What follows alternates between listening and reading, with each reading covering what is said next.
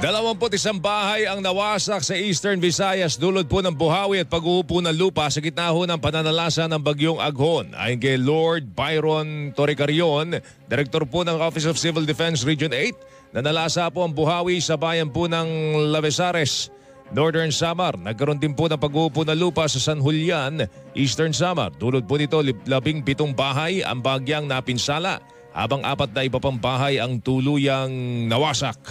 Na-receive natin na total damage houses. All causes na po to, sir, no?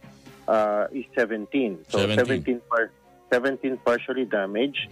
This is 10 in Northern Samar, 2 in Samar, and 5 in Eastern Samar. Plus 4 totally damaged in Northern Samar po. Sinabi ni Torrecarion na wala namang napaulat na nasawi o nasaktan dahil po sa bagyo, pero aabot po sa 475 pamilya ang